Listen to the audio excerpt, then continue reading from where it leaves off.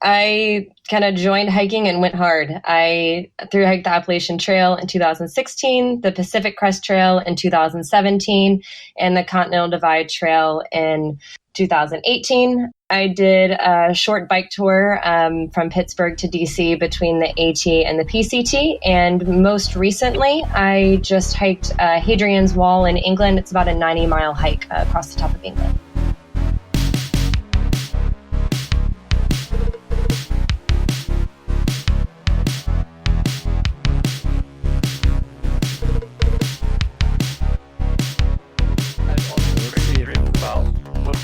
Trail days. Let's see if this puts a little more. What does this have to do with trail days? I'm very confused about how we got here. I was envisioning an open bay shower. Where you ever seen what is it, Starship Troopers? Everyone? No. Well, that pretty much shut down the analogy. Starship Troopers. You sure that's not so, how about we'll fill you in on that one in a little bit, Megan. You walked in on something pretty incredible, but I don't know if we need to hear it a third time. I think I need to hear it. Yeah, it was all recorded. And you can catch it later, and if we include that, I don't know if that's going to make it into the final version of the recording. I'm not sure if I want to hear it later, I don't know. I guess I'm open to it. Oh boy! So I was I was messaging back and forth with Rabbit a little earlier today on Instagram, and one of the things that I warned her about was that things tend to get a little bit chaotic when we start. Yeah, I'm not sure if you properly represented the show in our initial chat. I wasn't expecting this penises right off the bat, but you just have to roll with it. I mean, okay, there I am. Just wait until we start talking about poop. Oh. Yeah. It's all downhill from here. Yeah, my wife just called. It usually takes us a while to get there, but tonight I guess we're on the accelerated program. Daniel, are you saying something on purpose, or are you talking to? No, I was just gone, and I'll come back, okay. But I'll shut up if y'all are starting. Well, yeah, we're getting ready to do it for real, so. Okay, all right. Yep. I got it. No more pre-show. I got it. and don't be afraid to chime in with a real question later on either, because it's always entertaining when you do. But we'll keep the the chopping's over. I hate to disappoint Megan, but my chopping is over. Yeah, I know. So we've got a lot of voices on the line tonight, and I think that one of the things I'm going to try to do to help facilitate things is to say as little as possible tonight. I'm going to try to basically run the boards and maybe occasionally chime in and nudge things one way or another. But we've got quite a few people on the line, and I think we'll just go around real quick and do introductions and then jump into some fun conversation. You guys hear me talk all the time. I'm Green Giant. You guys also heard Daniel talking about dick lasers. I don't know if Daniel was... Oh, God, there are lasers involved? Wow, is this going to be in the show? Oh, my gosh. Man. It might... maybe. We'll see. We'll see if we come back to it. Crap. Yeah. Joining us... It's always a pleasure when Keith Foskett joins us from across the pond. I assume that you're still in London this evening, correct? Yes, more specifically, kind of about 40 miles south of London, but I am here, and it's good to be here as usual. Always a pleasure for you to join us. Is it proper to say "me old mucker"? Is that something we say? Mucker. Yeah, that's fine. That's kind of a generic term for a good friend or a mate. You pronounced it very well. Well, old mucker. I always learn a lot of interesting things in my conversations with Fozzie. Me old mucker and me old fruitcake is another one that just tickles me. Fruitcake's another one? Yeah. I don't know if when we call each other fruitcake over here, it's not always meant as a compliment. Yeah, fruitcake over there is kind of like crazy, yeah? Yeah. Okay. Okay. Hey, and guess who else has a brand new microphone this week? Who? Reptar. Hello. We're rocking the sound. Wonderful. How is it, Reptar? Is it good? It's about time. Yeah. I had this really nice mic just laying around, but I had no way to connect my mixer to my computer. So I finally splurged and got a $12 cable. to do that. Sounds like $1 billion bucks. Big spending. That's good. I don't know what a mixer table is, but I want one of those as well. We're big time now. Yes, mixers for everyone. Yeah. What do you show like $10,000? It's no big deal. And last but definitely not least, that is Megan, aka Voldemort. Hi, Megan. Oh, how's it going? Megan. The one who showed up and didn't understand what we were talking about. Yeah, you really jumped into the locker room at the wrong possible moment. Walked into the wrong locker room. Like I was headed for the women's locker room, and somehow I ended up in the high school boys' locker room. not even like middle school. Like Not sure you how got to I look got for the there. urinals. Always look for the urinals, Megan. Oh God. And then we have one more voice joining us on the line this evening. There's a whole bunch of people in the chat who are sitting quietly and typing some crazy things too. We're going to get some input and questions from them as well. But our special guest this evening is correct me if I'm not saying this right. Rachael DeLano. Am I saying your name correctly? Yes, sir. That's correct. And is your trail name Rabbit? It is. Okay, and I know you as Rabbit Hikes by your handle on Instagram. How's it going? Rabbit? Yeah, that's my Instagram and like my website and all that is Rabbit Hikes, but obviously just Rabbit on the trail. So, on a scale from 1 to terrified, how do you feel about your first 5 minutes in the stories from the Trail Discord server? I feel pretty confident. I mean, anytime you just start off a podcast with what I'm going to call a shower full of dicks, I mean, that's got to be a good sign, right? It's basically like being on trail. I'm sure Megan can attest to this. You're one girl with a room full of dicks all the time. So, hey, I'm right. Just room full of dicks. So many dicks. Goodness. I like her already. Can we keep her? Now you can never leave. So, Rachael has a pretty extensive background in hiking, and it looks like I checked out your blog a little bit, which is rabbithikes.com, to kind of get an idea of your backstory, and it looks like you've been really busy for the last about 4 years or so. Do you want to give us a quick 30-second rundown of what you've been up to? Sure. I kind of joined hiking and went hard. I hiked the Appalachian Trail in 2016, the Pacific Crest Trail in 2017, and the Continental Divide Trail in 2018. Sprinkled in there, I did a short bike tour from Pittsburgh to DC between the AT and the PCT. And most recently, I just hiked Hadrian's Wall in England. It's about a 90-mile hike across the top of England. Hey, what did you think of Hadrian's? It was fun. I called it my gentleman's hike. I did it with my best friend. It was my first hike with someone else, and that was super fun. And we had a good time. You pretty much stay at like a little hostel or somewhere like that every single night. It's very cushy, but it was fun. Hadrian's Wall, for those who don't know, is I hope I get this right, at least I should be listening in my history lessons, but it's a wall that the Romans built basically to keep out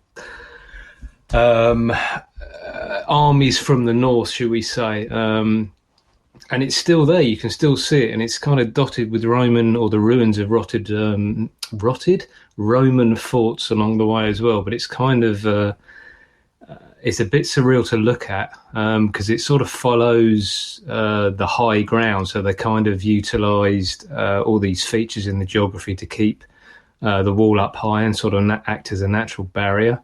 I haven't walked it. I've been along bits of it, but it's definitely one on the list. Yeah, so everything you said is correct. There's there's one section, one day that is really the highlight. There's about 15 miles of very intact wall. So the wall, I believe, was 12 to 15 feet high at one time. Now most of the portions are, not more than 6 feet high. It's approximately 2,000 years old, built by the Romans. So as you're walking along it, you're literally walking in history. And then, like you said, there's 16 forts along the way. On the actual wall, on your, through hike of it, you can very easily go into 4 to 6 of them. And so my friend and I were all about the history while we were there. She is the history buff for sure. She's going to jump on later so she could correct a lot of things I'm probably about to say. But yeah, there's mile castles that are really interesting to look at. And then the big well. So if you like history, I think it's an amazing thing to do. And if you're looking for an extremely hard, challenging hike, it might not be yours. But if you're looking for something, especially as a starter hike abroad, it's amazing. I mean, I highly suggest it. It was a ton of fun and very accessible. You can get to it by train, and all of that made it pretty great for an American abroad to go kind of jump in. I'm glad you enjoyed it. Is that a very popular hike? It is a popular hike. I think it's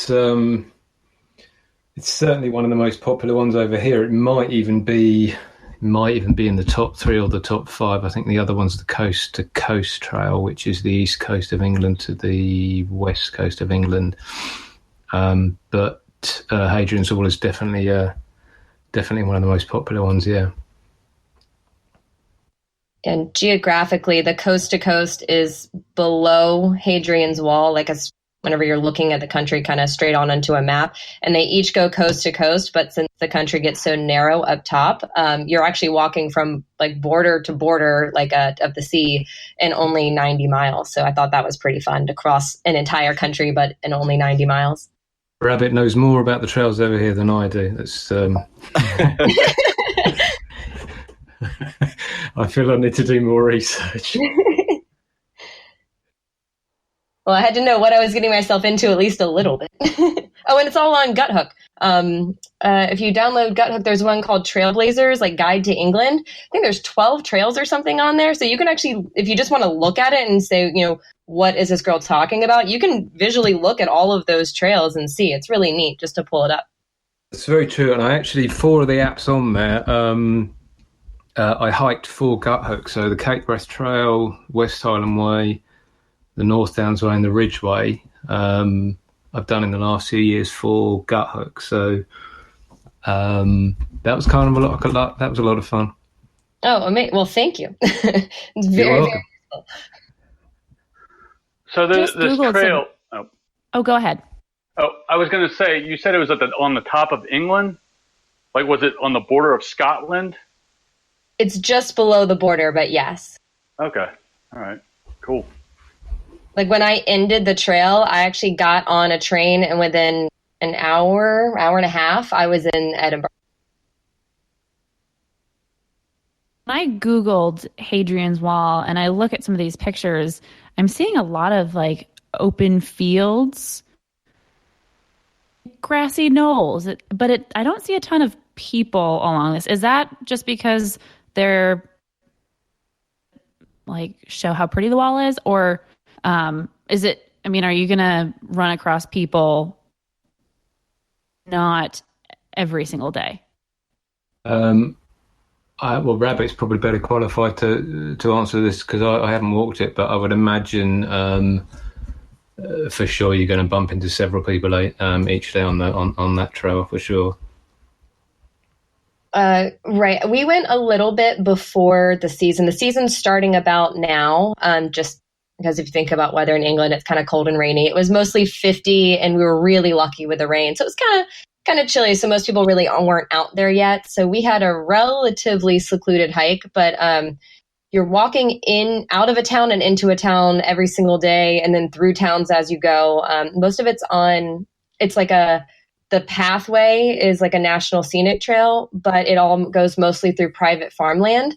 So what you're going to see most of are sheep. You're seeing more sheep than people by far, just like on the CDT, how you see more cows than you'll ever see humans. It's the exact same thing. And then so we were pretty secluded, and every time we got to like a hostel or something at night, we were always the only ones there. And finally we said something, we're like, wow, there just really must be nobody out here besides us. And the hostel owner goes, oh, we were completely full up last night, but I don't know, I guess they're all gone now. And everywhere we went, it was the same story. My friend and I were like, I guess we just smell bad now and nobody wants to be around us. Everyone else is seeing people and not seeing anyone. What month did you do it in? We just did it last month. So in April. Okay, yeah, I guess that's kind of early. April, I suppose, is the first kind of month over here when it sort of starts to warm up a little bit. But yeah, that is still pretty early. I think May is generally when the midges come out, which are kind of like small biting insects. Mainly in Scotland, but you do kind of get them in North England as well. They generally sort of come out between May and August. So although it's sort of warm between those months to sort of hike it, it's kind of like a double-edged sword because you get the midges as well. But I think May's generally the certainly in Scotland and Northern England is considered one of the best months of the year for weather. I don't know why May, but there you go. But yeah, April, I'm guessing it would have been pretty quiet. Yeah, and the guidebook, I also bought a hard copy guidebook and actually carried it along the way with me and all of that, which is obviously pretty unheard of for carrying a whole guidebook for most through hikes, but going a short way, it made a lot of sense and it was very useful. It's just the Trailblazers guide. I highly recommend it, at least reading it before you go. And it said, I think like the official opening date for everything was always Easter. And I found that personally kind of funny because it's such an arbitrary time. Easter changes every year and it's just like a random Sunday. So I thought that was kind of funny that since we were there before Easter of this year, we were early, but had Easter been earlier in the month, we would have been starting with most people, which I thought was kind of funny. Yeah, Easter's a funny one. I think it was late this year, but he probably said that because normally in the UK we get Friday and the Monday off, so it's sort of 4 straight days.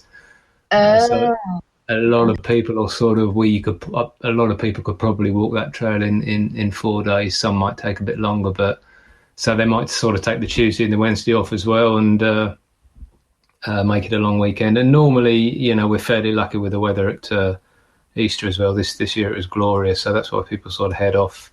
First hike of the year or first holiday of the year is Easter. That makes sense. Yeah. So I'm kind of curious about how you got into hiking. Like where are you from? What kind of how'd you get started? And obviously you've done the Triple Crown now.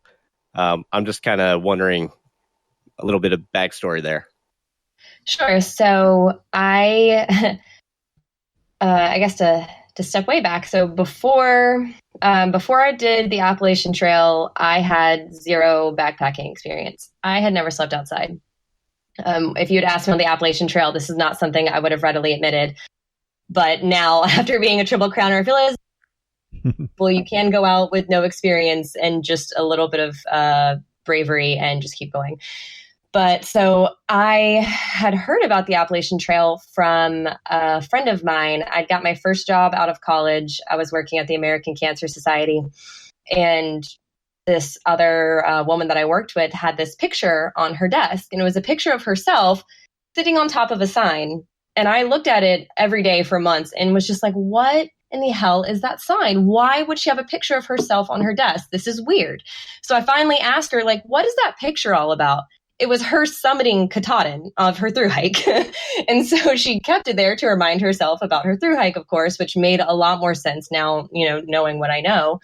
And that was the first time I was really introduced to the Appalachian Trail. And it just sounded amazing, but it sounded crazy. And I was like, I don't know if I'll ever do something like that. And then I'm originally from Florida, and then I moved to New York City 6 years ago, and that's where I live now. I'm actually moving to Colorado in a week. And then, so I moved to New York, and a lot of things went wrong, honestly. A lot of things kind of went in a bad direction for me. I was really unhappy. I'd finally gotten what we'd call a really good job. I was working in marketing and event planning and, getting promotions, and I was just miserable. I was completely miserable. And I stopped and I thought back about my friend. Her name was Lacey.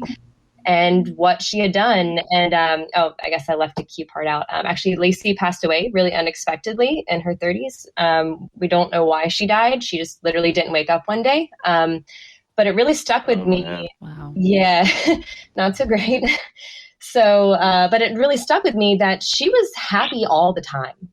Like, she was working an office job, but she was still happy, and she had something different in her spirit that really just stood out. And it became obvious to me that it was her thru hikes and the way that she talked about them, or she talked about thru hiking with, just such happiness.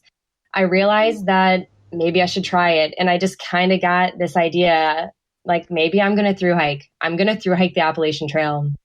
And then I just got all of my gear together. I told no one in my family. I ended up telling my husband, and then slowly, quietly building my gear, saving all my money, and then quit my job, flew to Florida, told my family what I was doing, and they all tried to convince me not to go. And then I was like, no, I've already booked my flight. I intentionally booked my flight to Atlanta so that way no one could talk me out of it. So I had this whole backlog of things I did. So I forced myself to get on trail. And a little bit, the rest is history. I went out and started and fell in love. I mean, within my first week, I was completely in love. That's a sad story, but it's a sweet story as well. How do your friends feel about your hiking now? Sort of, you've done 3 major hikes, as opposed to their sort of attitude when, or sort of disbelief or trying to persuade you otherwise when you first said you were going to do the AT. How do they feel about it now? Now everyone is super supportive. Everyone rightfully so. I mean, going back and looking at myself, it was pretty crazy. I mean, I was physically fit, but I just had never done anything like that before. And I get why they were so hesitant, but it worked out. And now everyone's come around. I said that, like, my family ever so slowly came around. I think, like, my dad called me around 500 miles in. I was in Damascus, and so you're really doing this. I was like, well, I walk 500 miles. Like, I'm doing. And then, like, halfway through, my brother, like, called me and had the same conversation. And then finally, I think I was in the 100-mile wilderness when my mom called me, and I was like, yes, mother, I'm finishing. Like, I am doing it. And so everyone is now very, very supportive, especially by the time I got to CDT. Everyone just kind of was like, oh, yeah, you're doing that hiking thing again. We'll see you in 6 months. Why do you think they didn't think it was a good idea when you first said you were going to do it? Do you have any idea? I got all of the normal questions that I think most people get. Like, what in the world are you going to do for food? What about water? What about bears? My dad tried to give me a gun. Usual, I think, standard things. People are scared for my safety because I was going by myself. What did that mean? And then what happens if something goes wrong? What do you do? A lot of the really normal concerns, I would say. Do you think, I mean, it sounded like you're doing sort of quite well in your career. You mentioned promotions and you landed a really good job and all that sort of thing. Do you think anything might have suggested people were thinking you were throwing your career away, and what a crazy thing to do? For sure. I went to college. I worked really hard. I moved to New York to kind of pursue bigger and better things. And then I just realized that none of that worked for me. And then, just kind of left it all behind. So I think there was definitely that, because, my family, of course, was reasonably proud of me for the things I had accomplished. So the idea of leaving that all behind to go live in the woods didn't sound very favorable. It's not the typical American dream to give it all up. So I'm just curious, you thru hiked 3 trails over the course of 3 years, correct? It was AT, PCT, CDT. So when you finished a hike, did you go back to work? Or I'm just wondering, because usually one thru hike will wipe people out financially. I'm just wondering how you were able to facilitate that year after year. Yeah, so basically hustle. Luckily, I had a lot of experience and a degree and all that stuff behind me. So what I did was I came back and started to just take temp jobs. So I worked for a fashion company twice, once after the Appalachian Trail and again after the Pacific Crest Trail. So I ended up having this temp job. I also worked at a bar. A friend that I met that thru hikes as well, I met him on the PCT. They needed an event planner for the bar, and they were familiar with what thru hiking was and that I'd only be around for a little while. So I just worked 2 jobs and did absolutely everything I could possibly do to make money. I babysit. Just hustle super hard for the ultimate goal. Hell yeah. Who says you can't put a through hike on a resume, right? Exactly. I think a through hike's a great thing to have on a resume. Just think of all the things it stands for: perseverance, courage, never give in. That's a hell of a thing to have on a resume. It's unfortunate most people don't realise that. I put it on the bottom of my resume as like extra skills because I'm also I've done some guided hikes as well. I just led a guided hike back in January and kind of moved into that. And I'm also a yoga teacher now. And in between also my hikes, I got a yoga certification. So that way I could move my career into a direction that fit more with what my personal goals are and things that I enjoy. I like being active and involving other people in that, teaching them about the outdoors and, teaching them yoga. So that made sense for me to move my career in that direction so I could make money and, do that. But I also had put my thru hikes on my resume, and I had a few random jobs, like temp jobs I interviewed for. They brought me in the office and literally just asked me about my thru hikes and then didn't hire me. That happened twice. Wow. Had some motives behind that. Maybe people wanted to be thru hikers there. Yeah, like this one lady, she spent an hour and a half talking to me about the Appalachian Trail. And afterwards I was like, so yeah, I'm going to start next week. She's like, oh, no, sorry, we can't fill that. I was like, what? Why? She really hated her job. She just wanted to hear about it so she could prep herself to get out of it. Through you just for 30 minutes. Yeah. I hope she's out on the AT this year somewhere hearing this podcast, knowing it's her.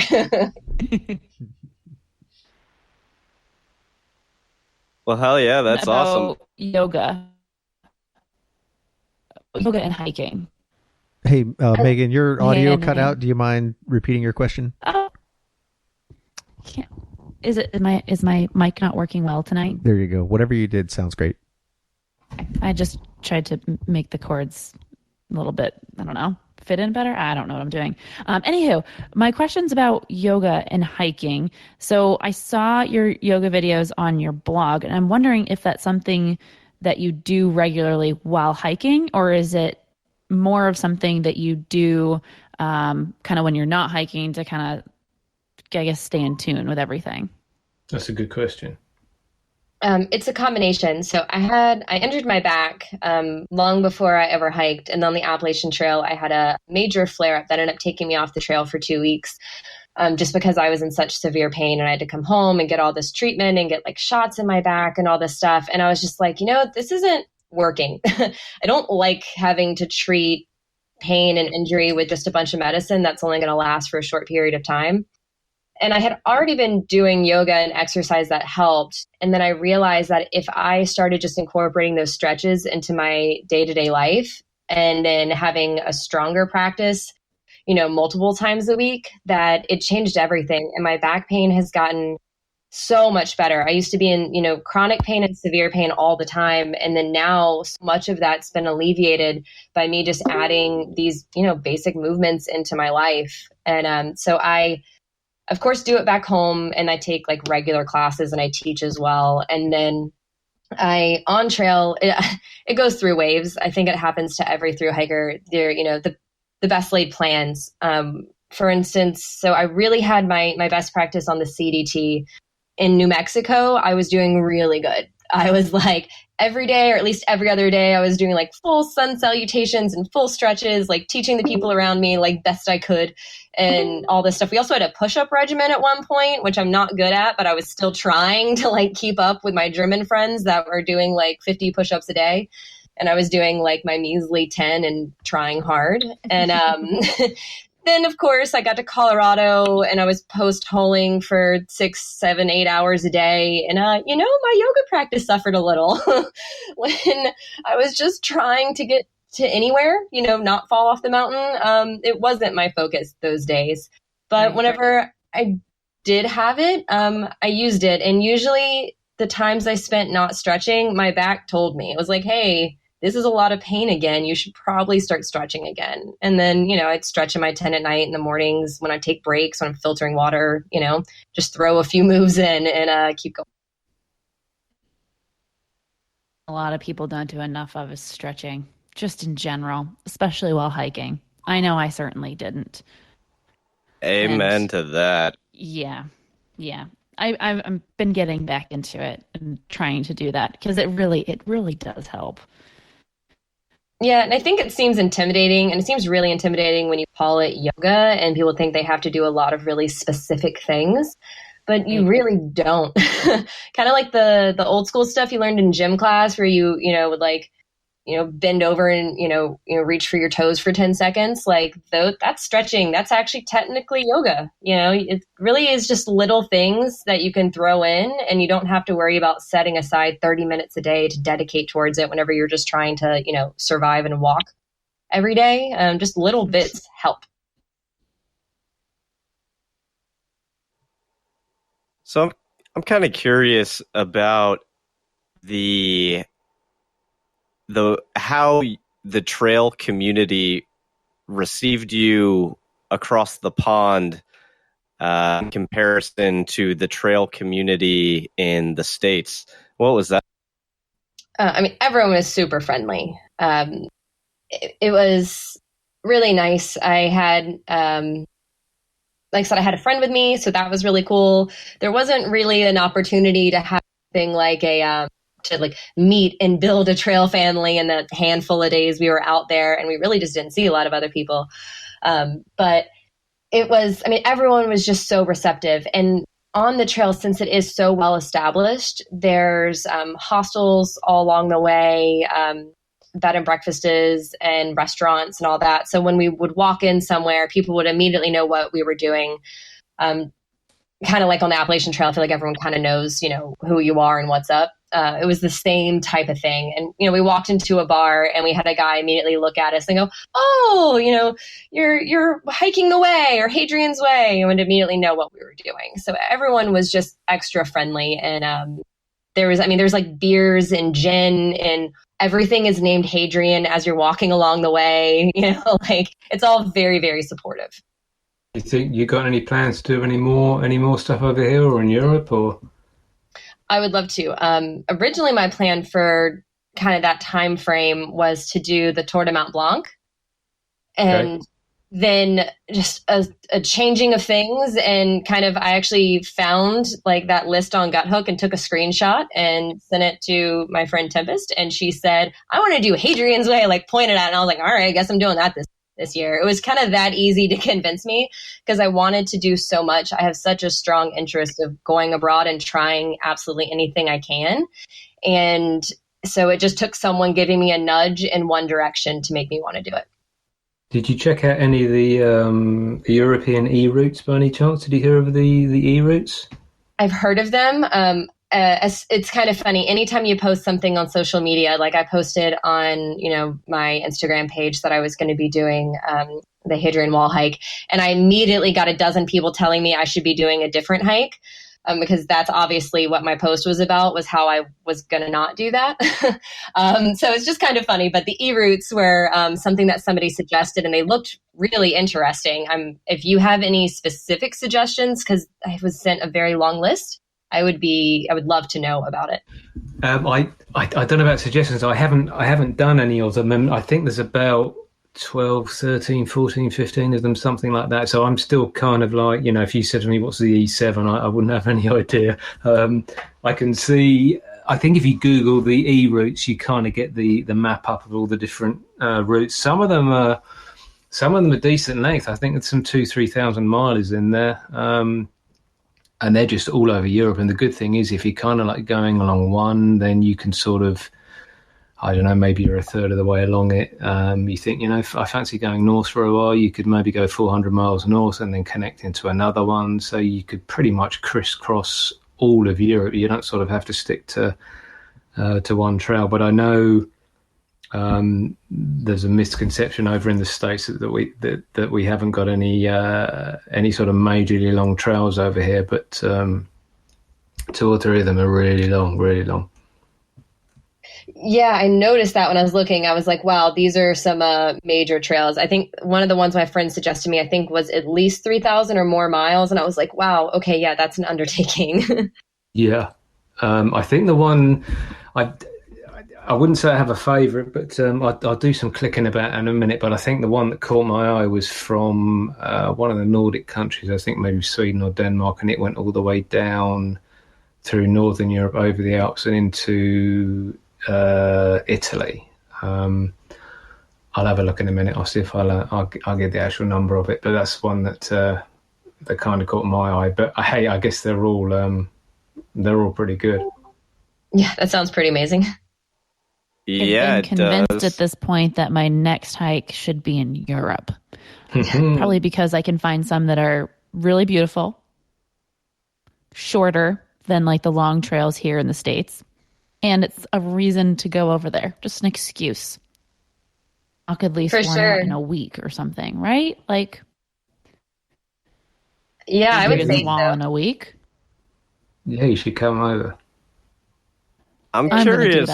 I'm curious to know what the name of the 3,000 mile loop or whatever that is. Okay, I'm going to go on mute and do a bit of clicking around, and I'll be back shortly. Sweet. While Fozzy's gone, if you guys don't mind, I'd like to kind of backtrack a little bit to Reptar's question about the hiking community and how you were received, and I want to combine that question with a callback all the way to the beginning when you said that you felt like you walked into the wrong locker room, and I want to talk about you mentioned earlier about how like your dad tried to give you a gun and everybody's immediately focused on safety, and of course just being a solo female hiker on on pretty much any trail, but it seems like especially the AT, everybody comes up to you every 10 seconds and asks you, aren't you scared? And what are you doing? And can you comment a little bit about what your experience was like in that regard on some of the other trails? Like, we don't really hear about that on the CDT, or was there anything like that on Hadrian's or just in general? So just to understand the question, are you asking if in England, if you're asking safe or secure specifically, like over there, or do you mean on the American trails? Both. In England, I didn't really get. I don't remember at any point anyone asking like either of us if we felt safe, and we didn't get the you're out here alone, because we weren't. We were with each other. I mean, we were 2 female hikers together, but for the most part, I don't remember people really asking us if we were like scared or anything like that, because it is. I said you really are like around a lot of civilization the whole time. People were surprised when we told them when we had a tent, if they hadn't. Like most people they'll do the walk, and you don't even need to carry your bag. We were encouraged several times to not carry our own packs, that we should just carry the things that we want, for like a small day pack, and then have our stuff shuttled every day to the bed and breakfast that we would be staying at each night, because that's how people can do these hikes. So it's, I think, a little bit of a different feel where there's not much to be afraid of if you're having a hot cup of tea 3 times a day.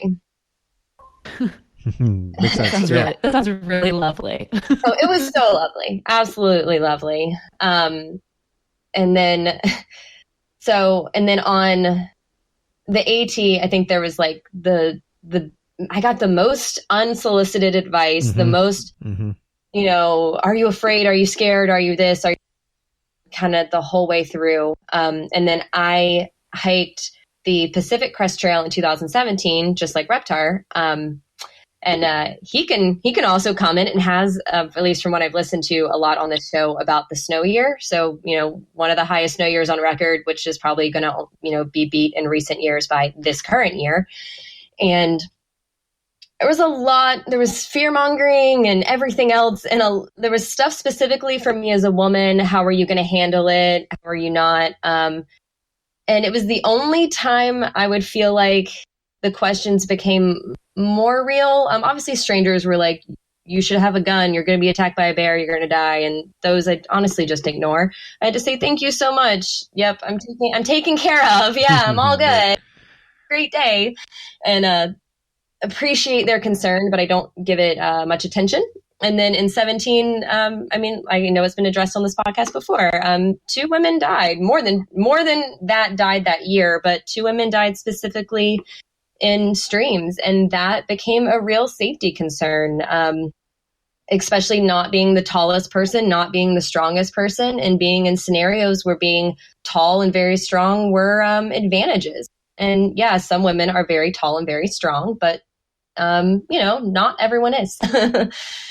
So yeah, that was a challenge for me, and that was the only time I felt I would say inherently unsafe, but that was due to nature, not due to most other humans. And then in the CDT, most people don't know what you're doing. Most people are like, what are you on? Why are you walking?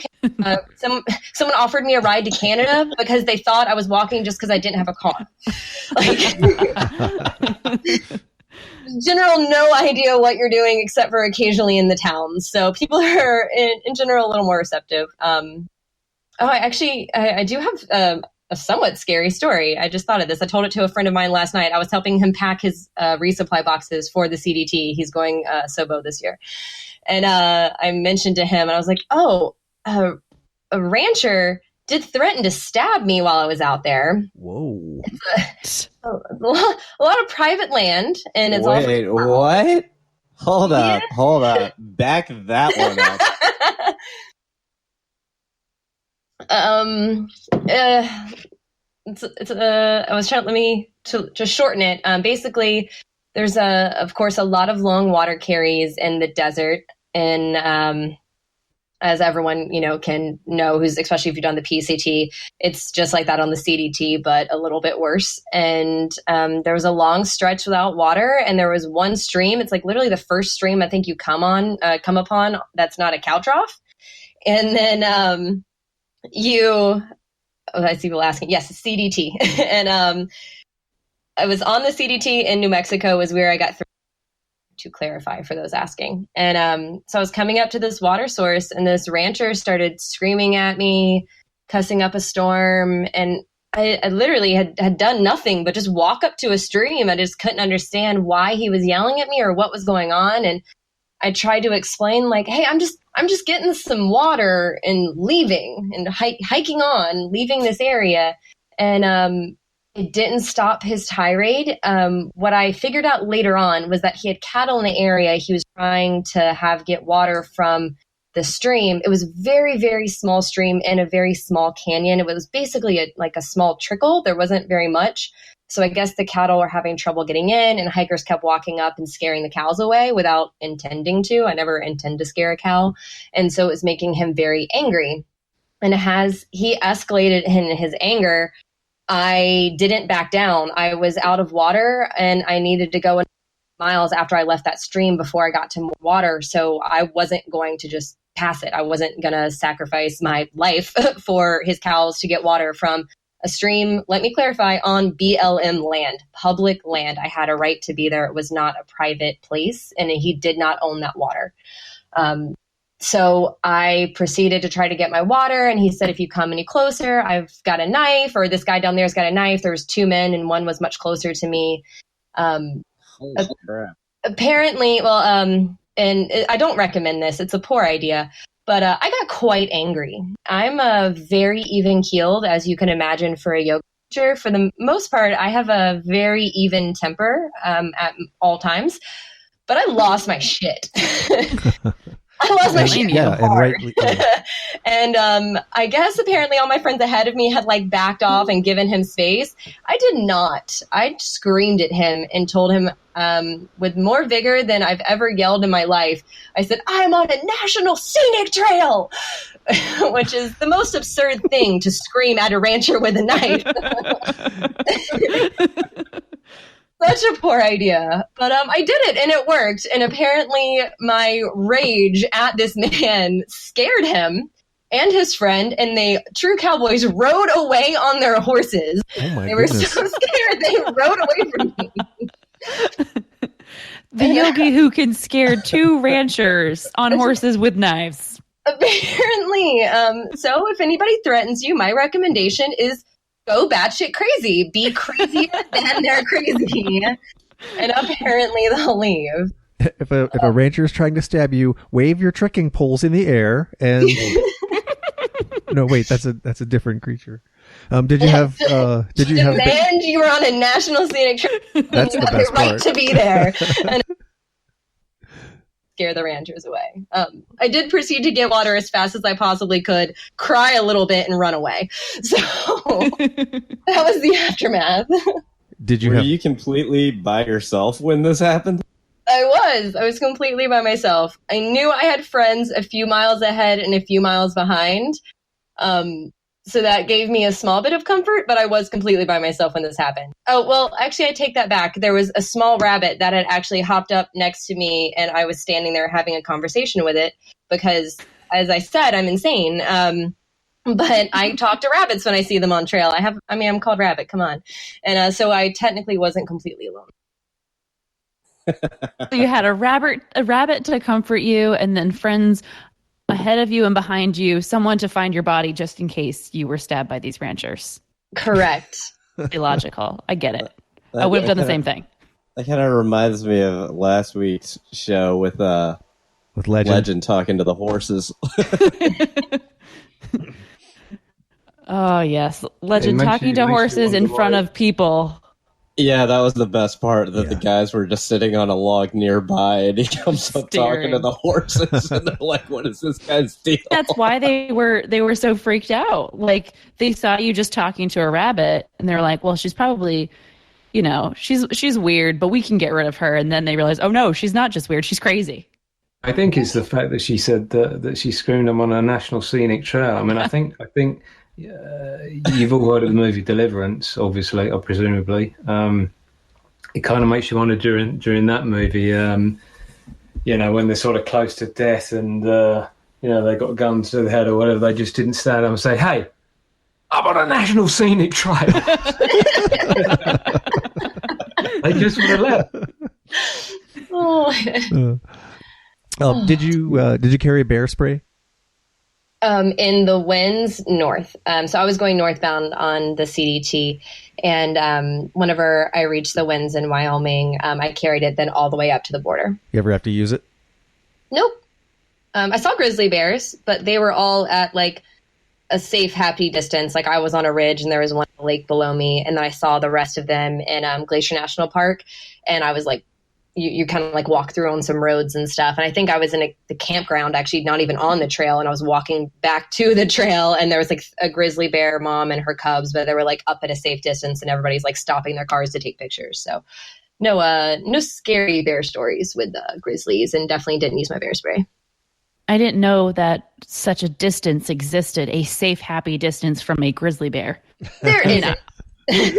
Distance from a black bear, because they usually turn around and run the other way. But I don't know that distance exists when it comes to grizzlies. In my head, I don't think it does. It doesn't logically. You know what I mean? Like realistically, I don't remember what it is. They can cover like hundreds of feet in seconds, So, I mean, I guess there's never a real true safe distance for sure. That's accurate. So thank you for pointing that out. But for me, when I'm on a ridge and it's the grizzly bear is getting water out of lake, a long way below me, and I keep going, and he makes no interest in ever coming my way, or you know what I mean? I didn't like stop and pull out my peanut butter jar and start eating, you know what I mean? Like normal. And I like had my hand on the bear spray at the ready. Like, I wasn't just like, hey, Mr. Bear, come hang out. I'm gonna give you food. Like, you keep a vigilance and you're smart. But, I didn't feel like I was in imminent threatening danger when I saw them. I guess I haven't seen any grizzlies up close, so I'm speaking from a point of fear of the unknown. And it's not wrong to be a safe distance from a grizzly bear. It's called the United Kingdom. An entire ocean. I got bad news there for you, Fozzie. Grizzlies can swim. Oh, no, wait.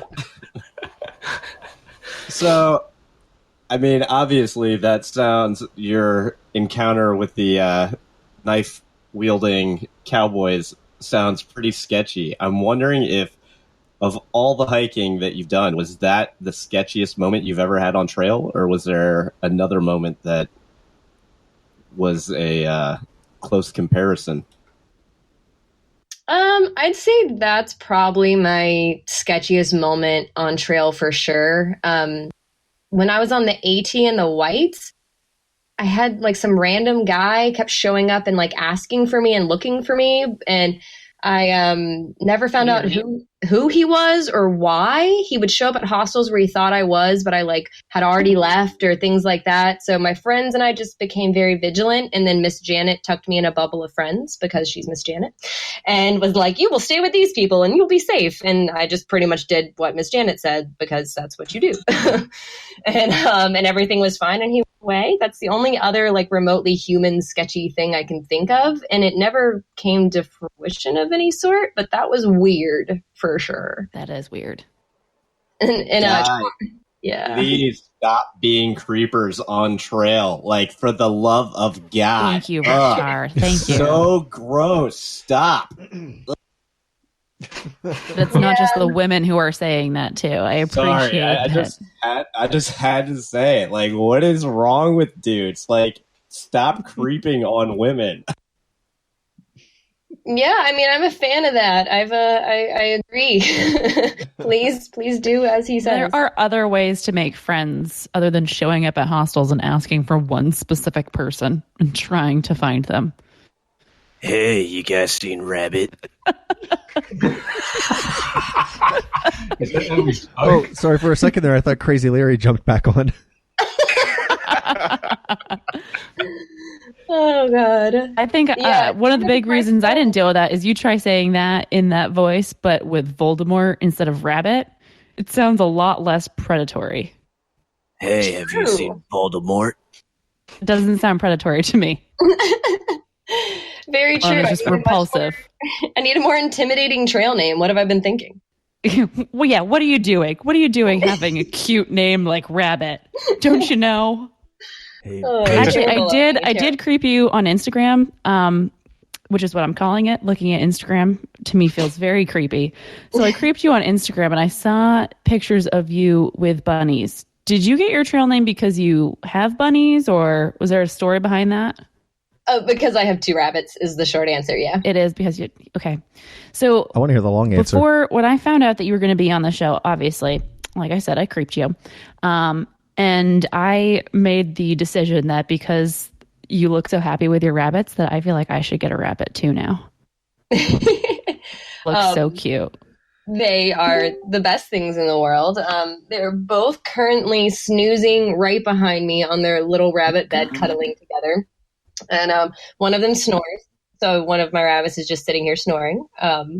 My general caution for most people who want to get rabbits is think of them a bit more like cats. Like if you feel as though in your life you're ready to own a cat, then you're probably ready to own a rabbit because it takes about the same level of care.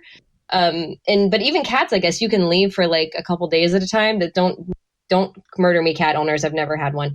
But I think that's a thing, and you can't do that with bunnies. They take, constant everyday care and love. So they're absolutely adorable and wonderful, but they live also for 10 to 12 years. So be ready for that investment. I was all ready. I found a cute rabbit online because I got real into it. Like you really inspired me. I even called my apartment building and like made sure. Well, I called them to I was like, oh yeah, like you guys allow cats and dogs, so you wouldn't have a problem with like smaller mammals, right? Like gerbils, hamsters, rabbits, and they were like, absolutely not. Really? We'll allow cats, dogs, and fish, but absolutely no rabbits. And their logic was it was because they're caged. And I said, well, that doesn't make sense because sometimes you leave dogs in kennels like puppies. And then she was like, right, it's probably because they poop indoors. I'm like, but wait, cats also poop indoors in litter boxes as rabbits do because you can train them to poop in a litter box. And then she was like, well, that's just the rule. I was like, what? But okay. Were you the one that had the issue of, wasn't there like sugar gliders? Was that you that was talking about that? Because I remember somebody was talking about getting sugar gliders and the landlord was like, no way in hell.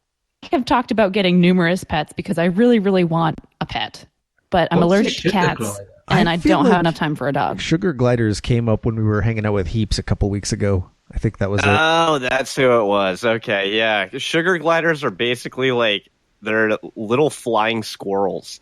Adorable too. They're so cute. Okay. Yeah, they're legal to have it as pets in some states. Each state has like different regulations. I happen to know that in the state of Maine, it is completely legal, except my apartment building won't allow it. So it sounds like bunch of research. Apartments. Yeah, I think I need a new apartment that allows me to have any exotic pet that's legal in the state of Maine. No, Voldemort, I've thought of the answer to your predicament. I think all you need to do is you can get a rabbit, but what you do is you call it Kitty. So, when like in the middle of the summer when the neighbours have got the windows open, or the warden's prowling around, all he's going to hear is Love like, that. Kitty, kitty, kitty, kitty. And when I have to roll in or like bring in like a big bale of hay for it to eat, I'll just be like, yeah, my cat's actually really into alfalfa. Yeah. She likes to play with it. And then just to With throw them alfalfa. off, get an actual cat, but put bunny ears on it. That is perfectly logical. Thank you guys for solving all of my problems. It sounds fail-proof. That's why we're here. All right. That's it. That's the solution. I'm so glad you guys came up with that. Rabbit, you've done like three major hikes in 3 years. I'm guessing the hiking bug has obviously bitten pretty hard. What does the future hold? Oh, no, I'm completely done hiking for the rest of my life. No, yeah. Right. That's it. Yeah. Sure. No. Yeah, sure. I'm definitely not leaving in a week for a 500-mile hike. But I am. So I am doing an Appalachian Trail section. I'm going to Trail Days. So crazy. See you there. With Bill on, I'd say hi. And hopefully I'll meet all of you and see your actual Will. So That guy and be like, hey, have you guys seen Rabbit? Hey, is Rabbit here, guys? Hey, is Rabbit here? Did she bring her? Perfect. Everyone just come up and say that to me. Awesome. I will be at the Trek booth actually with Zach and them, or I guess I'll be there because Zach won't be there on Friday morning, starting at like 9 a.m. So if you really want to stalk me, you can. I will be there. Going to be on the Instagram, so I might as well say it now. So is Zach not going at all, or is he just not going that day? Oh, I apologize. He's going that day, but I think I'm just there to help out. Oh, I don't know. okay. All right. I'll find out details later. Why are you asking details? What are those? Details. Yeah, no kidding. As if anybody going to trail days knows the details of what they're doing at any given point. No, he's definitely going to be there. I'm just like, he asked for if anybody was going to Trail Days that could help out, and I was like, oh, me. So, and I met Zach in 2017 on the PCT while he was going southbound. My PCT hike was not completely linear. I bailed out of the Sierras because I got swept down a river. Typical story. Things went bad for a brief time, but everything was fine. I just realized it wasn't safe for me personally to keep going north in those conditions, but I didn't want to just stop for 2 or 3 weeks and wait for everything to melt. So I jumped 500 miles north, went up, touched the border, turned around, came right back to where I left off, picked up my footsteps, and walked south and finished at Kearsarge Pass. Can wait. talk Hold a little bit on. more about getting swept I gotta backtrack away this a little bit. by a river? The whole getting swept down river thing. We got to hear. Everyone's pumping the brakes and they need this story right now. Yeah, even if it is just your typical swept down a river story, those are Just your run of the mill. Yeah. I was in a river and got swept down it casually. No big deal, as one does. Those are generally somewhat compelling. Go ahead. Yeah. No pressure now. It was the day before crossing Forester Pass going northbound. So I don't remember what mile that is, but if you're familiar with the PCT, you know where Forester Pass is. Most people do. So this is kind of right before that. there were several streams that turned into rivers, which was exceptionally common because the temperatures had spiked and the snow was melting just rapidly and filling up the river. So I was finding my way through the snow pretty well. Not happy, I wasn't having A+ days out there, but I was, slowly crawling through the snow and got into the water. And oh gosh, this is going to maybe start something else. I also crossed the Cannonback on foot. I didn't take the, on the Appalachian Trail to jump. Sorry, I jumped 3 trails a lot. So whenever I was on the Appalachian Trail, I crossed the Cannonback on foot. I didn't take the ferry. So I was relatively confident in my fording skills. So as everyone talked about how bad the rivers would be, I was like, I feel pretty comfy in water. I'm not too worried. And as the trail does, it bitch slapped me back into place and was like, no, you are in fact not ready.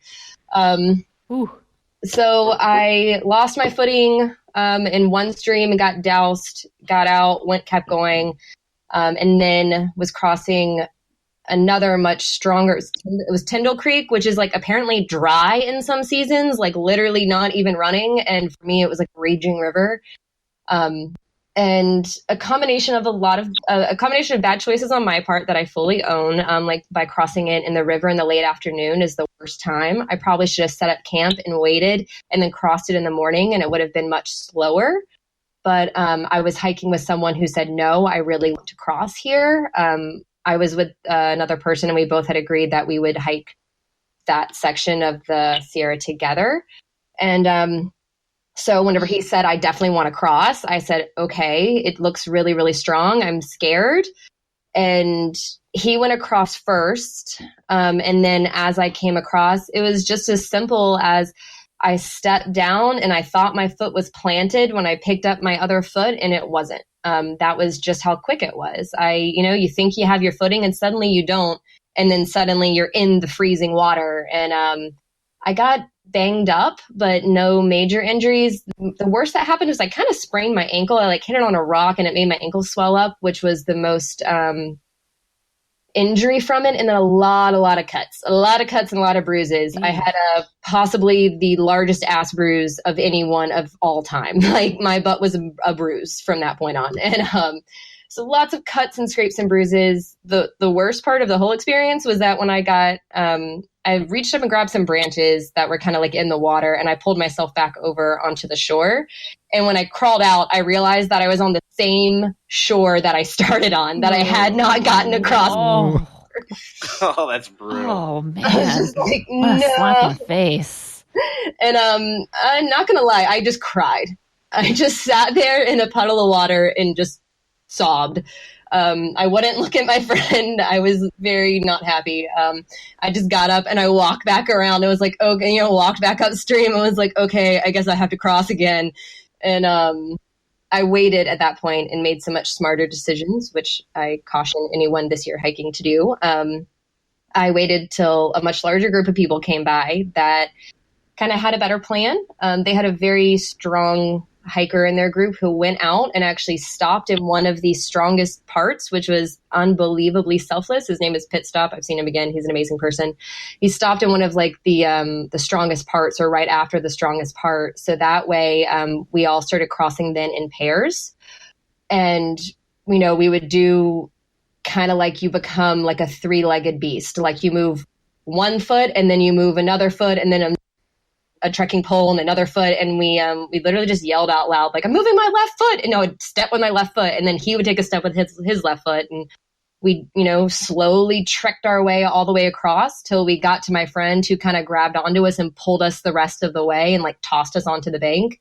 And everybody in that group got across safely once we all got across to the other side. But sitting on the opposite side of that bank in the snow, soaking wet, freezing, watching every person almost start to fall. I watched another girl fall, but she had a partner, so he caught her and he picked her back up and they got across. The guy that I was crossing with actually lost his footing at one point, and I stabilized him as we went across. So seeing all of that, sitting on that bank on the other side, that was when I decided it am not safe right now. I should probably not continue north personally. Everyone else, I think, made their own decisions. Whatever was right for them was right for them. But what was right for me was not going north at that point, was making a different choice. Very wise. Yeah, good on you for having the, foresight to realize that, hey, it's not worth it. Yes. I remember Tyndall Creek as well. I remember it's not very wide, but it was really fast flowing. It was the only creek that I got warned about, and I got warned about it from a ranger as well. And it kind of knocked me for 6 as well. There was a lot of other. I think Evolution Creek was probably the widest, but it just goes to show it's not necessarily all about how wide it is. It's in fact, sometimes the narrow ones are the ones where the water's really gets fast moving. But yeah, Tyndall was a difficult one. I remember it. Yeah, I mean that's so true. Bear Creek, I think that was enough. Yeah, so I did those. I did Bear Creek. I was about to say the same. I did Bear Creek and Evolution on my way back southbound in September. They were lazy rivers. I just walked across them with no problems whatsoever, and it opened my eyes to any given day, any given hour, whatever scenario you're in, will completely change the conditions. Because a lot of people struggled a lot who kept going northbound. And I'm sure, Reptar and stuff can speak to this. Bear Creek was very, very dangerous. And like the creeks that those Strawberry and Tree died in were very dangerous. And I went across them when they were, nothing, being just a couple months later. Yeah, when we got to Evolution, there was an alternate that you could take to go across a different part of the river, I guess. And it was actually so calm that we went tubing down it. Well, that's awesome. Fun. Yeah, I had a little inflatable unicorn. Oh, you had the foresight to bring an inflatable unicorn with you on your hike? Yes, and its name was Marshmallow. It's gender neutral. Wow. Does That's it amazing. I'm a big fan. Double as a sit pad or a pillow or some other purpose? Or I'm just trying to imagine crossing a really dangerous river, nearly dying, and somebody floats by on a bloody unicorn. Can you inflate your sleeping pad with its horn? Yeah. Yeah, we went down the back of Forester Pass on Marshmallow. Yeah, that was a good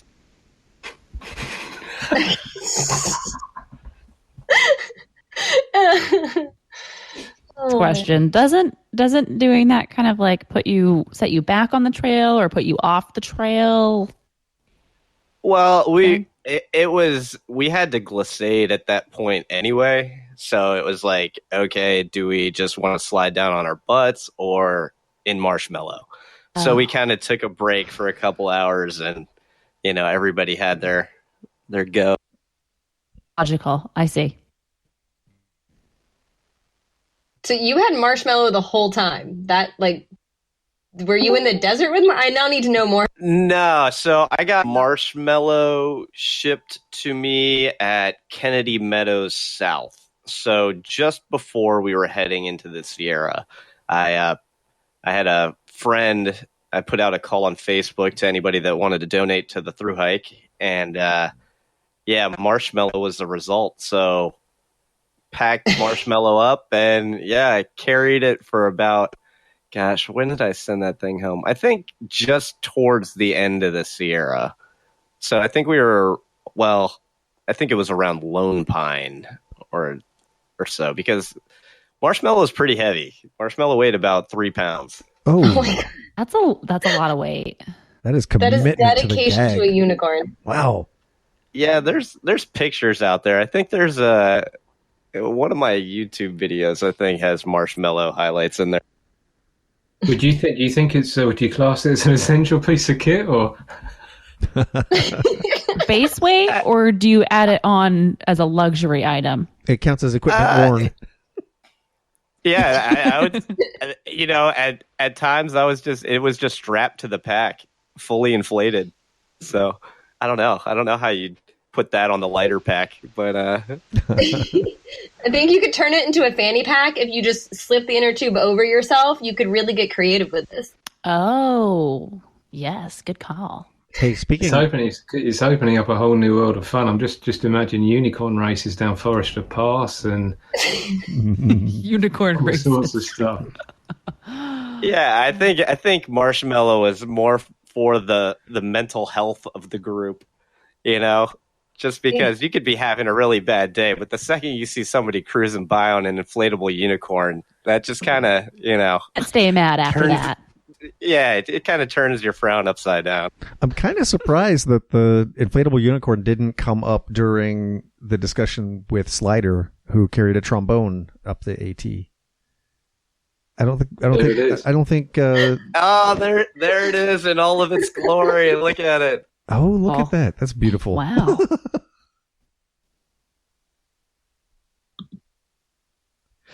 To see. So speaking of carrying things that weigh 3 pounds, you guys want to do a quick gear chat, and then after that we have our one question that we have to ask everybody, and then we'll wrap things up. But Rabbit, any you want to tell us? I would say tell us what your big three were, and then maybe like any piece of gear that you would say, you know, you just could not live without, or like your favorite. You know, just some piece of gear that you just love. Say which trail at which moment. Yeah, see, I guess it's such a very. You probably have. Well, I was going to say you probably have like an enormous gear closet with like 7 packs and 20 things, but you also might not. I don't know. What's your gear closet look like? Well, I live in a studio apartment, so my gear closet is 2 bins. Okay. Which I at one point refused to be more than one of those plastic bin things. So I've gone through a lot of iterations. I started the AT. I should post like one of my original photos on my Instagram or something like soon of my 65-liter Osprey. Oh. I was that girl. I was that one that had like the giant pack and all the things I made all the mistakes. Let me say, if there's a mistake, I've basically made it. Okay. And now, when I left the CDT, I came home and weighed everything that I came home with, which in my entire pack was like 10.2 pounds. So 10 pounds, 2 ounces. And that didn't include bear spray because you can't fly with bear spray. But so my big three, right now I'm using an MLD Prophet. I've also knocking around. I got the new Zerk. It doesn't personally fit me, and I've got some Z packs and other things. But the one that fits me best is my Mountain Laurel design pack, the Prophet. And then I have a 10-degree Enlightened Equipment quilt, and I also have a 20-degree Z packs bag. So I use those interchangeably depending on like the weather or whatever. And then but for like a sleeping pad, I used to sleep on inflatables, but I'm basically just on some like Z light now, where I've got the Gossamer Gear Nightlight. It's like the thinnest, smallest thing ever. My husband calls it a sleeping pad for ants. And the Zerk is that Jabba's pack? It is. Yep. No hip belt on that thing, right? No hip belt. I'm actually hoping. I've been talking with people. My friend Cruz Packs, he designs a pack. I've been briefly talking to him, but damn him, he hikes so much. He's on the PCP, go figure, and can't make me a pack. So I'm ideally hoping one day to get a custom pack, and that would be really lovely. Just because I'm a relatively petite person. So that's my biggest struggle with most gear, is that they're made for large people. Like the Zerk, I think, is designed for, a Jabba-sized human, a Viking-sized person. And so it just wasn't a great fit on me. It's still a great pack. Gotcha. But yes, that's why that one wasn't the one for me. But I'd love to have a custom one day. And then I use the Hexamid, which doesn't exist anymore on the Z-Pack site. I actually confirmed this the other day. A friend was asking me about my tent, and I tried to pull it up and show her a picture. And I was like, oh, Oh, they don't make it anymore. I have the Hexamid that's just all mesh. I didn't do the bathtub or anything like that. So it's basically a tarp with mesh, and I absolutely love it. I'm sad it's not made anymore, but I guess you can buy a Plexamid now. And then let me think. My one piece of gear, I usually don't carry luxury items of any sort. It kind of depends on like the day or the moment. Sometimes in the desert, I would carry like ultralights, hold your breath, a pair of camp shoes, a pair of flip-flops, because trying just to take care of my feet, it's so hard to take care of your feet whenever you're like, constantly soaked with sweat or in like, it's just like the sand's in there and everything. So I would take those off. Usually that's something I carry on a through hike. As soon as I left the desert, they went home. But another thing I'd say I really carry is my my best friend, the same one, Tempest, that I went on that hike with. She made me a hat for the PCT, and I sent it home at one point in a resupply or in like in a box I sent home. And I lost it. The post office lost my hat. And I was devastated. Oh no! And she made me a new one, and I don't send it home. I carry it leather. Like I'm going on my AT section, and I tossed it and I put it in my lighter pack. And my friend's like, "That hat you have on there is kind of heavy." And I was like, "Oh, it's worth it. That hat is worth it." My rainbow hat with the braids and the palm on top is so worth it. That's your luxury item right there. It definitely is, and I'm happy with it. I have one. And the post office lost a package of mine that I sent home that had a sleeping bag in it. I don't care. You can always replace that. But it had like a 32 gig SD card with about 200 miles worth of photos on it that I'll never see again. Man. Yeah. No idea. That is like my biggest nightmare hearing that. Oh, please, Lord. Gary. Yeah. Oh man! What 200 miles of pictures did you lose? Oh, I don't remember which one it was. We had kind of a rotation going where there was always an SD card in the camera. In addition to my phone, I had like a little waterproof digital, not like a high quality DSLR or anything. But Shenandoah, as Katie says. So we had a rotation going where there was always a card in the camera. There was always a card in my pack ready to swap out when I sent the camera one home. And then there was always one in a hiker box waiting for me at, next hostel, next town, whatever. So it's kind of a 3-card shuffle, and one of them was always in transit to home. Another was always on its way to me, and another was always in the camera. So, because back in my day, we didn't have data plans.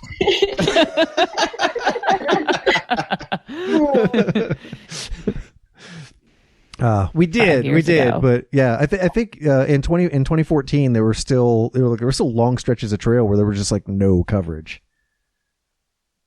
I got to feel especially ancient. I was talking to a girl. She came through New York and was staying with a friend of mine, and she's going on the AT. Or she's on there now. What I'm saying, she's on the AT right now. And I mentioned the guidebook, the AWOL guide, like the paper guidebook. Right. And she looked at me like I was insane. She was like, "What? Yeah. Why would you carry a paper guidebook?" And I was like, "Oh, I'm sorry, 2016. I guess I'm so out of date now. Like, I guess I'm ancient." A compass? What? Wait, you didn't carry the PDF guide? I did, but when I first started, I had the book, and then it was just like, but I guess just the concept of not only using Guthook was just completely foreign. Like that I would even look at a guidebook was just completely weird. PDF version of AWOL? Yeah, it's actually cheaper. It's like I didn't know any of that back in 2014. Oh, no. I should hear you whippersnapper. Actually, when I hiked the trail in 2014, that was I bought a smartphone. At my parents' insistence, I did not have a smartphone up until that point. So I got my very first smartphone before going on the AT. I had no idea that Guthooks even existed, and I don't think it was very prevalent. And I didn't even start with an AWOL guide. I started with like the ATC guides and mooched off of other people's AWOL guides until I finally gave in. Yep. And Baltimore Jack sold me a slightly damaged AWOL guide. Slightly damaged. It was in Harper's Ferry too. So I made it all the way to Harper's Ferry without an AWOL guide, and then he sold me one that was kind of bleached out from being in their display window, so it looked like the southbound guide because the cover had turned from green to blue. So everyone was like, "You're using the wrong guide. Like, don't you know you're using the wrong guide?" That who did use the wrong guide but did it on purpose was Lemmy. Do you remember? He carried. Yes, that's right. Yeah, Lemmy was from Israel. I guess he's still from Israel. I don't know why I used past tense. But he reads from right to left, so it was just more natural for him to use the southbound guide to travel northbound. He just read it backwards. But I just thought that was something neat. There's a lot of things Lemmy did that were slightly backwards. Can I just say that throwing Rabbit's advice to do a little bit of yoga whenever you can. I'm currently doing a forward bend. I'm so proud. Okay. Congratulations. I'm proud that you're able to do that and still talk into your microphone, Fozzie. I can do that. I can multitask. I can talk into a microphone. Ow! You sound to a forward bend at the same time. Very good for being facing away from your microphone. Yeah. Don't hurt yourself, Fozzie. No, I'm good. Please don't. Liable for any injuries. Well, I think we have sustained time for during the podcast. I think we have time for about one more question. Boy, who's going to get it this week? I don't know. Drum roll. Yeah. Oh, we're gonna have to start a theme song or have something. Hey, on the Reptar, soundboard. since you got a new mic, do you wanna take this final question? Why, I would love to, Megan. Alrighty. Rabbit, here we go. What is your best poop story? So I knew this was coming. And I tried to, I was like, I need a good one. I need to tell a good one. But I don't sincerely have a good poop story. I mean, of course, you're not a true thru hiker unless you shit your pants. I'm pretty sure everyone knows that. And I am among those ranks. I did not make it through three hikes without that happening. Mine was very anticlimactic in like a town in Yellowstone as I went up and was like, excuse me, where's your restroom? They're like, oh, it's broken. You have to go outside, across, down the street and over to those restrooms. And I was like, oh, that's terrible. And as I like ran down, I got in a very long line of women and was just like, oh my God. And I didn't make it. That's all. No. That's the only answer. I was already in line. I was just like, this is bad. You're so close. I love how over the span of thousands and thousands of miles, the one time you crap your pants is when you're actually in a place with multiple people and facilities to go to the bathroom. to solve this issue, I know. I feel like that's not. It's not like a really. I feel like that could happen to anyone. But I do have a story where I pissed myself. So I have a piss yourself story. Hey, we'll take it. We'll start a new category. It's like the alternate version. But I was walking down trail and I realized that like some things were wrong. And of everyone on this podcast, same idea. I'm in a room full of dicks, but I have a feeling that Megan is going to be the only one who can actually, or Voldemort can feel me on this one. Yeah. I was pretty sure I had a urinary tract infection, and I was in the middle of the woods with absolutely no way to get help. And I carry these pills. They're called Azo. They're just like a natural thing that like helps with like the symptoms or whatever. And I happen to have some in my bag, because I carry a small array of like random pills. And so I had taken those, and to add insult to actual injury, they turn your pee bright like orange, which is disturbing. And so of course, as I'm convincing myself that I don't have to pee for the 400th time in 30 minutes, and like all my friends had saw me at this point with my pants down, like peeing every 5 minutes, and then I just gave up, and I was like, I don't have to pee. And when I finally was like, I give up, I really have to pee, I unclipped my pack and just pissed myself. It was just like, oh, this did not happen. And then I looked down and it was bright orange and just like That's I was just like, no. And I was able to go, like, there was a stream, like, not a stream, a lake nearby. And I was able to, like, go get in the lake and, like, wash away my shame. And then all my friends were like, why are you all wet? And I was like, I just felt like going for a swim with my pants on. Yeah, casual swim with clothing on. No big deal. Pants swim. You know, everybody's doing Don't even worry about it. Don't worry about it. It's normal, I swear. Yeah. So I just covered up by going for a pants awful. swim if that ever happens to you. It's a great idea, actually. Fun fact: those azo or AZO pills that you speak of, they can actually be used to pass a drug test. Oh, They flush your system out. Yeah, so if you take some azo I pills didn't know that. a few days before you have to take a drug test, yeah, you will pass your drug test. Drug tests are for people with jobs, man. On the PCT, nobody was drug testing me. Yeah. I don't think anybody wants to drug test people out on trails. I'm sorry, ma'am. You missed the cup. Well, you know, I don't want to. I'd rather not end on a story that embarrasses our guests. So I think I'll give us a chance to end on maybe a little more positive note, hopefully. But I always like to ask people if they could go back to before they started hiking. What advice would they give themselves? So, Rabbit, I'd like to pose that one to you. If you could go back to before you hiked the AT, knowing what you know now, what would you say to young Rabbit? I think I'd be a lot nicer to myself. Tell myself that I'm stronger than I realize, and I'm a lot braver than I knew. That it's all going to be okay, and you're going to make it. That's definitely. I would just tell myself words of encouragement, because I feel like the rest of it I needed to learn the hard way. Like, I really needed to, your gear you figure out as you walk. Like, yeah, I could go back and tell myself, oh my God, you're carrying the wrong pack. You're carrying all these things you don't need. But I think the advice that I really needed from myself was to know that, like, everything's going to be okay, and you're going to fall in love with this, and it's going to be rad. And, like, just stop being scared and just go. Awesome. So let's flip this around now. It takes about 3 or maybe even 4 weeks sometimes for us to edit the show and get it out as a podcast. So you'll hopefully listen to this later when it does come out. Is there any advice that you'd like to give future Rabbit? Oh man, yeah, I've got some big things planned for this summer. After my AT hike, I'm going to do a PCT section, and then I'm going to do the Colorado Trail, and I'm starting to set some really big goals, call them faster goals for myself.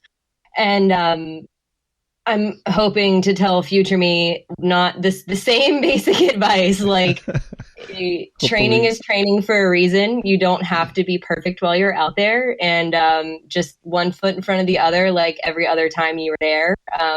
I'm trying not to put too many high stakes on myself and just enjoy it while I'm there. So that's telling my future self to enjoy this time while I'm out there. I think that's great life advice. Yeah. Yeah, seriously. Solid advice from Rabbit in the present. Hopefully all of us in the future. Yeah, really. Wow.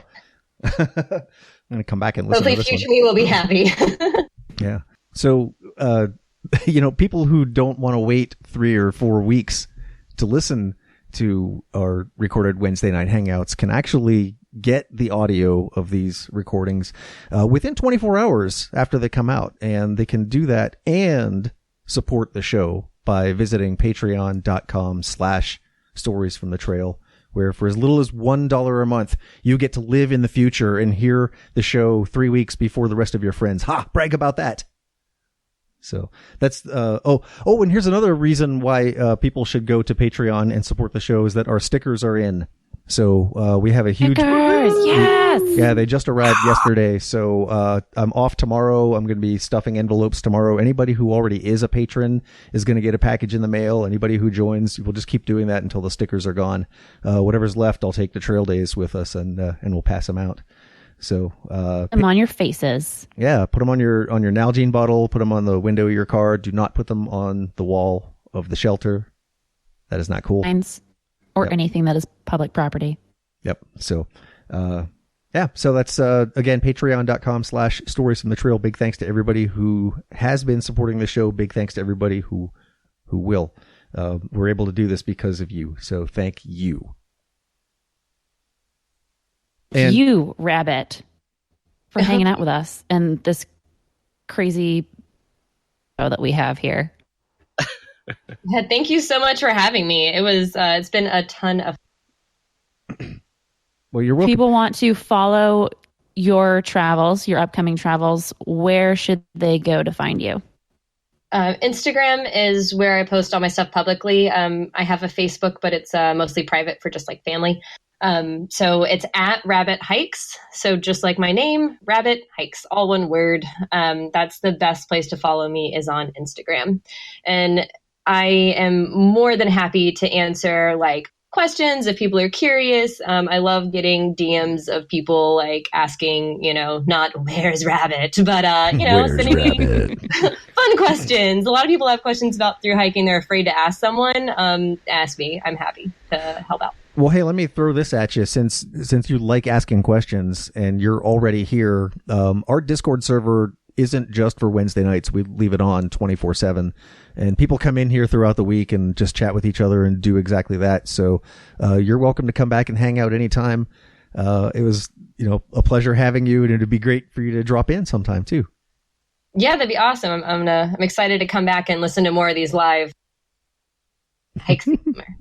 Hopefully it won't be as crazy and chaotic as it was next time. Or maybe it will. I don't know. We seem to outdo ourselves. It's always every crazy time. and chaotic.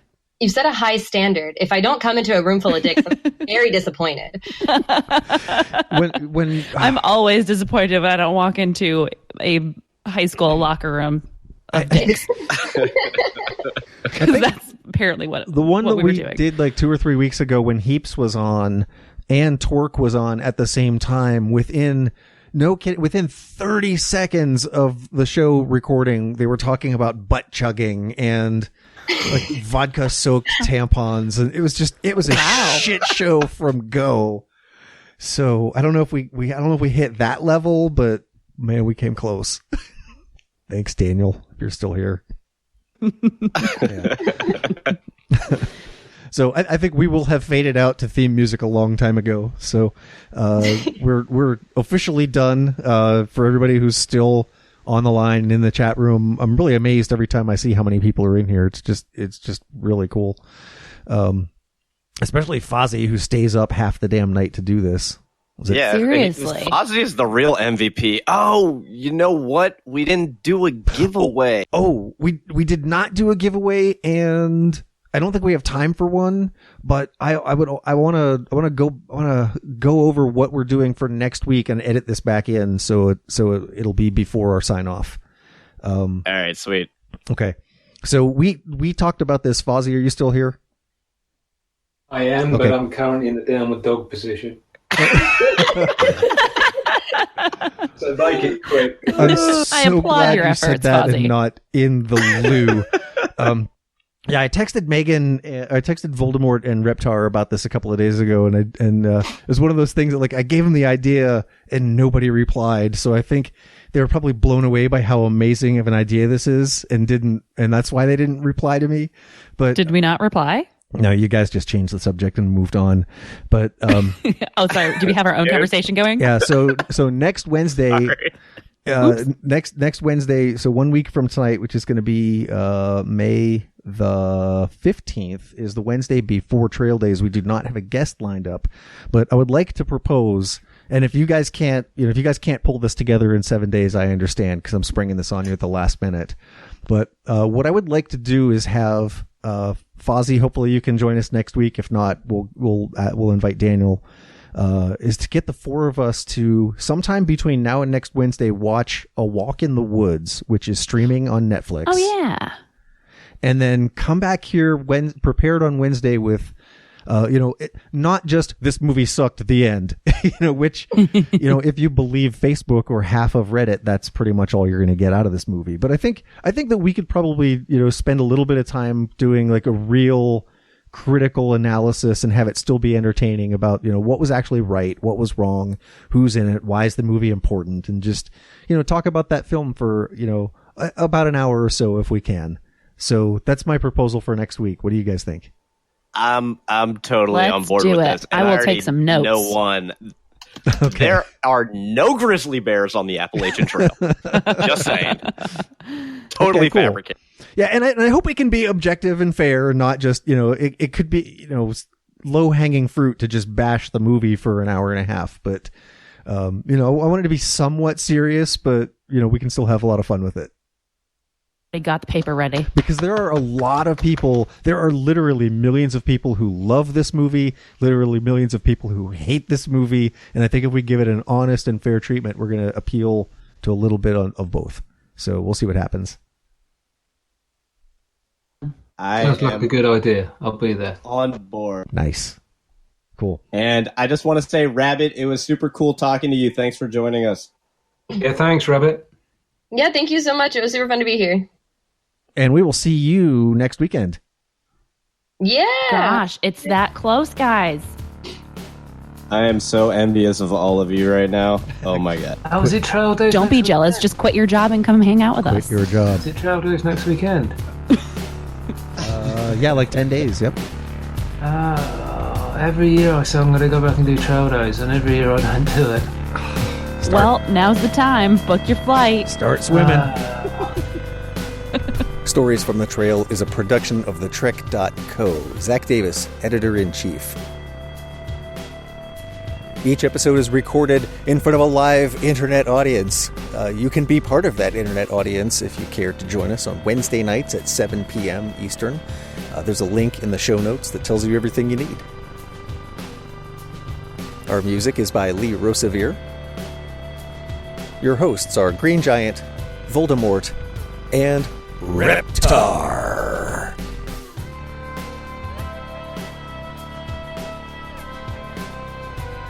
You can find us on social media, Facebook, Instagram, Twitter, all those places. Just look for Stories from the Trail. It's probably us. The show is recorded, mixed, and edited by me, Gary Sizer, in Blanket Fort Studios, which is just me in my basement with a blanket over my head.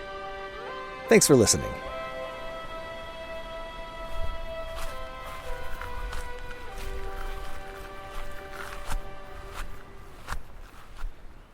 How about this? I promise I will capture a picture of hikers in their underwear. How about that?